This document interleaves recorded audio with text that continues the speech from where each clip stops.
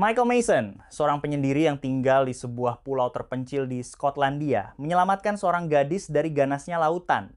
Tanpa disangka, tindakan ini memicu serangkaian peristiwa berbahaya yang berujung pada penyerangan rumahnya, memaksanya untuk kembali menghadapi masa lalunya yang kelam. Tak lama-lama lagi berikut adalah ceritanya. Michael Mason hidup menyendiri hanya ditemani anjingnya. Dengan sebuah rumah kecil, mercusuar, dan rumah kapal, ia menjalani kehidupan yang sangat tertutup. Untuk bertahan hidup, ia menerima pasokan dari Jesse dan pamannya yang tanpa sepengetahuan Jesse pernah bertugas bersama Mason di masa lalu. Dari rumahnya, Mason mengawasi kedatangan mereka. Jesse mendayung ke tepi pulau dan membawa peti pasokan ke rumah kapal.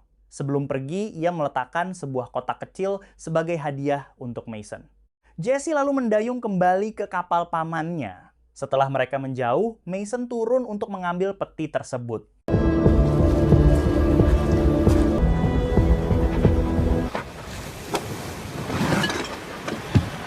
Ia melihat kotak hadiah itu dan membiarkannya di sana karena ia tidak ingin dekat dengan siapapun. Hari-hari berikutnya dihabiskan Mason dalam keheningan. Minum-minum, berjalan-jalan dengan anjingnya, bermain catur melawan dirinya sendiri, dan tidur. Sementara itu, di London, seorang pria bernama Manafort sedang dicecar oleh komite pemerintah terkait penggunaan program pengawasannya yang tidak etis dan diduga ilegal dengan nama Sandi Tea. Panel komite mencatat bahwa Tia telah menyadap setiap telepon dan kamera di Inggris, mengumpulkan dan menyimpan data yang pada dasarnya mengubah negara menjadi negara polisi. Manafort membela diri dengan menyatakan bahwa Tia telah mencegah puluhan serangan dan berhasil mengidentifikasi banyak teroris. Segera setelah sidang, Manafort bertemu dengan Perdana Menteri. Mereka membahas bagaimana kontroversi Tia membuat posisi pemerintah menjadi serba salah.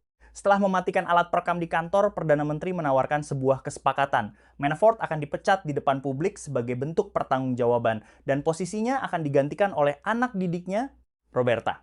Sebagai imbalan, Manafort diizinkan kembali ke bayang-bayang untuk mengendalikan para agen dan program Tea-nya sesuka hati. Manafort setuju, dan Perdana Menteri mengucapkan selamat atas masa pensiunnya.